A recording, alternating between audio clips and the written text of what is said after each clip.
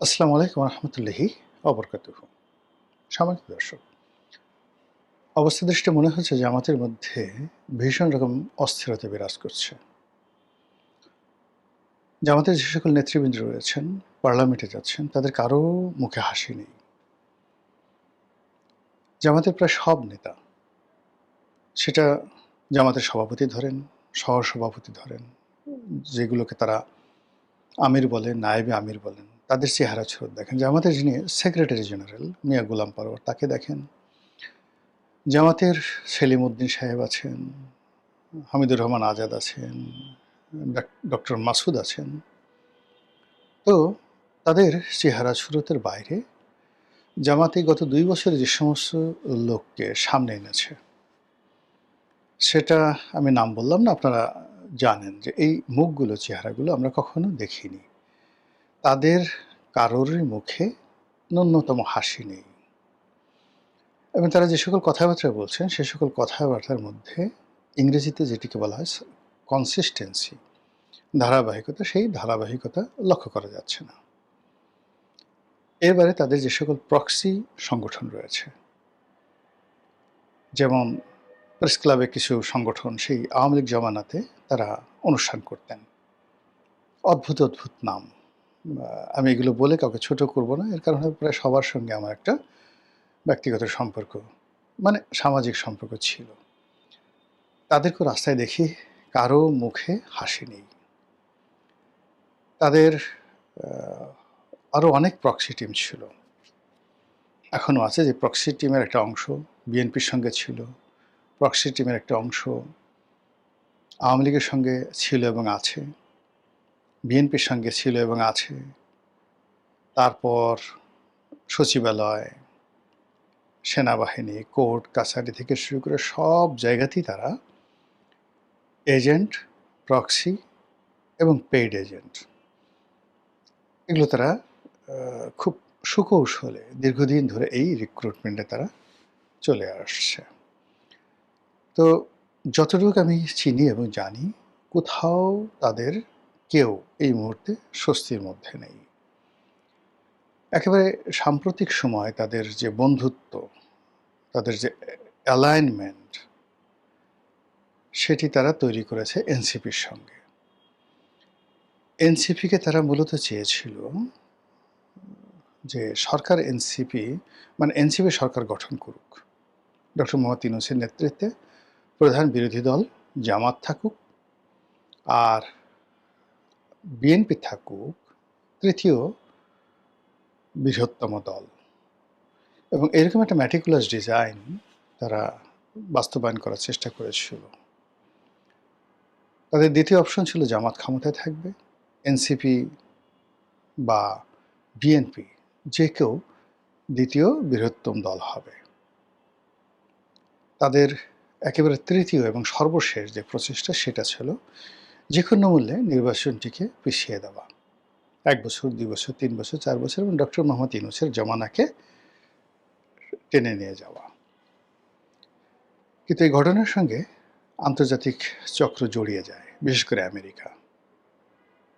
কেন জড়ায়, কিভাবে জড়ায়, এই বিষয়গুলো বলতে গেলে আরও অনেক সময় লেগে যাবে।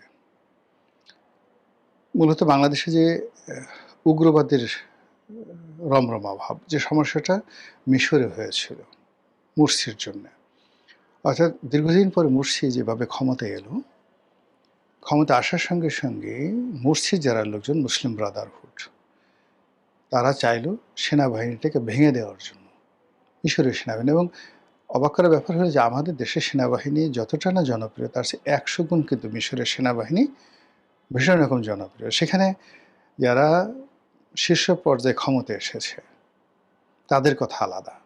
আমি মিশরে বেশ কয়েকবার গিয়েছি, সাধারণ মানুষের সাথে কথা বলেছি। যেমন পাকিস্তানের সেনাবাহিনী খুব শক্তিশালী কিন্তু জনপ্রিয় নয়। আবার এখন ধরুন মিশরের সেনাপ্রধান সিসি বা হোসনি মোবারক, তাদের সম্পর্কে এই পলিটিক্যাল যে পোস্টগুলো যেগুলো টপে যায়, তারা সাধারণত অনেকে বিতর্কিত হন, অজনপ্রিয় হয়ে পড়েন। কিন্তু অ্যাজ এ মানে মিলিটারি সেনাবাহিনী, সেই যে যেদিন থেকে সেনাবাহিনী চলছে সেদিন থেকে তারা ভীষণ রকম জনগণ সেনাবাহিনীকে পছন্দ করে। বিশেষ করে জামানাতে অটোমান জামানাতে সেই যখন মোহাম্মদ আলী নামক একজন তাদের গভর্নর ছিলেন, মোহাম্মদ আলী পাশা, একটু পড়ে দেখবেন, দেখলেই বুঝতে পারবেন। তো মোহাম্মদ আলী পাশা তাদের দেশে সে অটোম্যানদের যাকে বলা হয় গভর্নর ছিলেন, কিন্তু গভর্নর থাকার পরও তিনি সেনাবাহিনীকে একটা জাতীয়তাবাদী সেনাবাহিনী গড়ে তুলেছিলেন। ফলে কি হলো, সেই অটোম্যান সম্রাটরা বুঝতেন যে এ গভর্নর কিন্তু সেনাবাহিনীটাকে এতটা শক্তিশালী সে করে ফেলেছিল মোহাম্মদ আলী পাশা, যে সে সেনাবাহিনীকে বাদ দিয়ে মোহাম্মদ আলী পাশাকে পদচ্যুত করা, নতুন গভর্নর নিয়োগ করা অটোম্যানদের মানে অসম্ভব একটা ব্যাপার ছিল। তখন এই মোহাম্মদ আলী পাশা তার ছেলে, এটা বংশ পরম্পরায় এই গভর্নর পদটি তারা অধিকার করে পিছনে সেনাবাহিনী ব্যাগ দিয়ে থাকে। ওই যে সেনাবাহিনীর ওই মোহাম্মদ আলী পাশার জামানাতেই কিন্তু এই সুয়েজ খাল খনন করার জন্য ফ্রান্সের কোম্পানির সাথে চুক্তি হয়। পরবর্তীতে এই কোম্পানির সঙ্গে আবার ইংল্যান্ড যুক্ত হয়ে যায়। এরপরে যখন এই সুয়েজ খাল নিয়ে সেই গামাল আবদেল নাসেরের সময় যুদ্ধ হয়, এবং গামাল আবদেল নাসেরের নেতৃত্বে পুরো 50-এর দশক এবং 60-এর দশকে পুরো সেনাবাহিনী কেবলমাত্র মিশন নয়, এই সেনাবাহিনী পুরো লেভান্টে, পুরো সিরিয়াতে, আরবে এতটা জনপ্রিয় হয়ে পড়ে যে প্রতিটি দেশের জনগণ নিজেদের স্বাধীনতা এবং সার্বভৌমত্ব বিসর্জন দিয়ে তারা মিশরের নাগরিক হওয়ার জন্য পাগল হয়ে পড়ে। এবং আশ্চর্য ব্যাপার, সিরিয়া তার স্বাধীনতা বিসর্জন দিয়ে এই গামাল আবদেল নাসেরের নেতৃত্বে তারা একটা কনফেডারেশনে চলে আসে। তো সেই সেনাবাহিনী মোর দ্যান 100 ইয়ার্স তারা এরকম একটা জাতীয়তাবাদী ভাবমূর্তি গড়ে তুলেছে। সেই সেনাবাহিনীটাকে ডিসব্যান্ড করার জন্য যখন মুরসি এবং তার লোকজন, মুরসি নিজে না, তার লোকজন যেভাবে উন্মাদনা তৈরি করলো, তার ফলে কিন্তু মুরসিকে মরতে হলো। সেনাবাহিনীতে কাউন্টার কু হলো। গামাল আবদেল নাসের ক্ষমতায় আসলেন, সেই যাকে বলা হয় গামাল আবদেল নাসের ক্ষমতায় আসলেন সৈয়দ কুতুবের যাকে বলা হয় দয়ায়। সৈয়দ কুতুব ছিল মুসলিম ব্রাদারহুডের প্রধান। কিন্তু ওই যে তাদের সেই তৎপরতা আগের থেকে, যেমন যে জিনিসটা তাদের মুরসির মধ্যে ছিল, সেনাবাহিনীকে ডিসব্যান্ড করার জন্য সৈয়দ কুতুবও ঠিক সেম কাজটা করতে গিয়ে তখন গামাল আবদেল নাসের এবং সেনাবাহিনী সে সৈয়দ কুতুবকে ফাঁসিতে ঝুলিয়ে মৃত্যু দেয়। ঠিক সৈয়দ কুতুবের ক্ষেত্রে যে ঘটনা ঘটেছে, আরও প্রবলভাবে ঠিক সেম ঘটনাটা ঘটেছে হলো মুরসির ক্ষেত্রে। এবং তার মাধ্যমে এই যে আরব বসন্ত জলাঞ্জলি হলো, সিসি আবার নতুন করে ক্ষমতায় এলো। বাংলাদেশের ঠিক একই অবস্থা।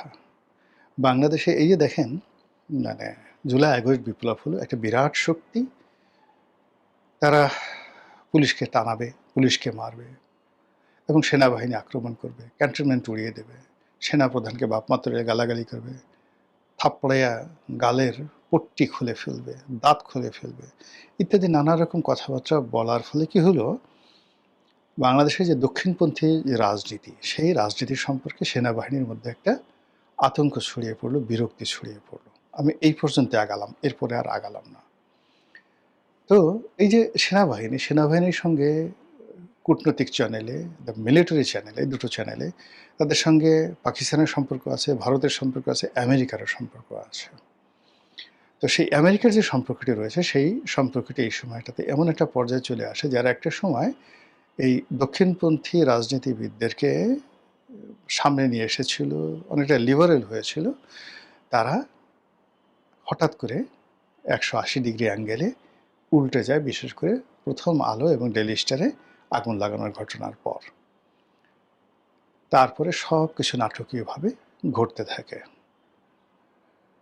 নির্বাচন, সরকারের যে ক্ষমতা, তারেক রহমানের অভিষেক, ইউনূসের বিদায় ইত্যাদি ইত্যাদি নানা কিছু। তো রাজনৈতিক দল হিসেবে এনসিপি এবং জামাত যেখানে আছে সেখানে তাদেরকে প্রথমে মূলা দেখানো হয়েছিল, কলা দেখানো হয়েছিল, প্রবোধ দেওয়া হয়েছিল পলিটিক্যালি। তো পলিটিক্যালি তাদেরকে দেওয়ার ফলে তারা মনে করেছিল আচ্ছা ঠিক আছে আমরা ক্ষমতায় আসলাম না বা আমরা ক্ষমতায় চলে আসবো।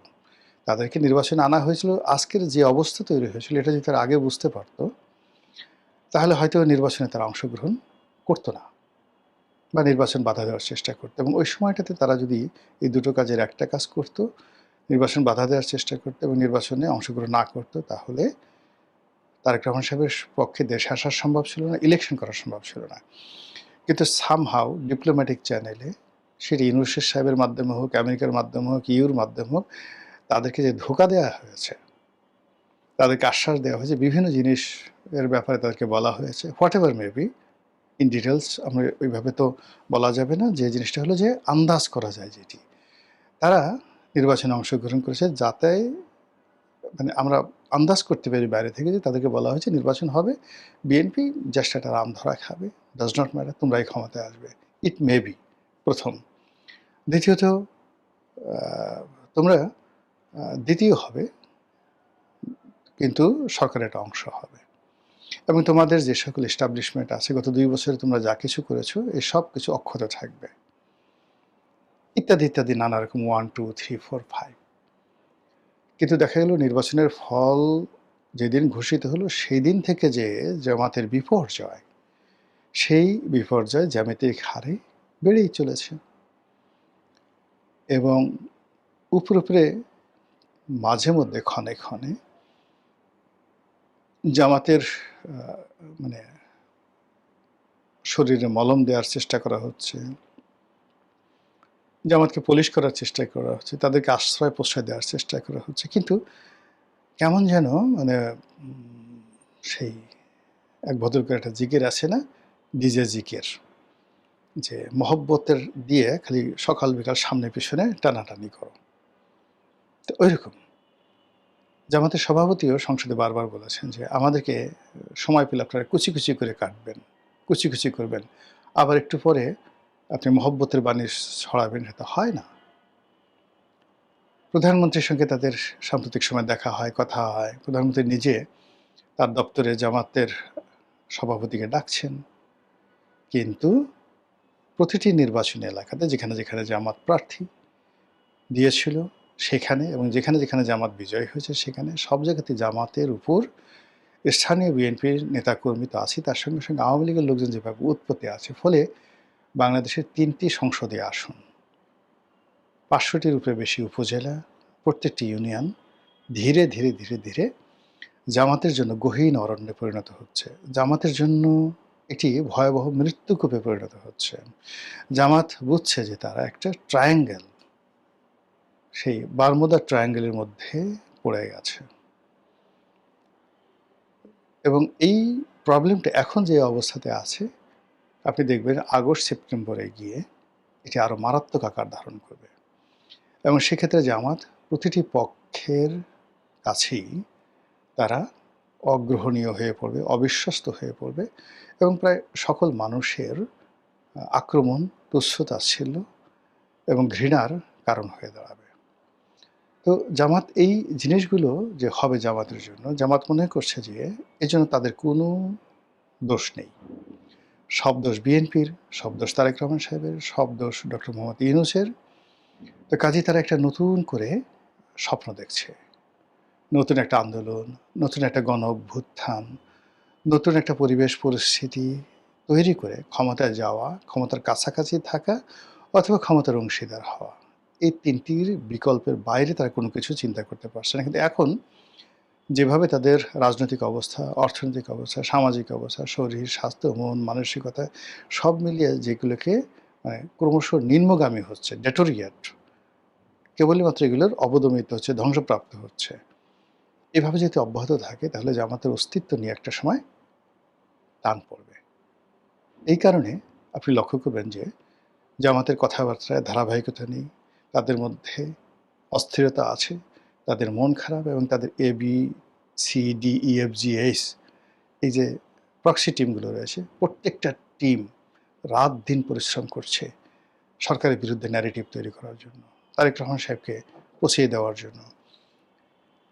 আওয়ামী লীগের সাথে তারা মানে মানে একদিকে আওয়ামী লীগকে প্রতিহত করার জন্য তারা দৃঢ়তা দেখাচ্ছে, অন্যদিকে পর্দার আড়ালে যে কী হচ্ছে আমরা কিন্তু এখন পর্যন্ত বলতে পারছি না। ভালো থাকুক প্রিয় দেশ, ভালো থাকুক স্বদেশ।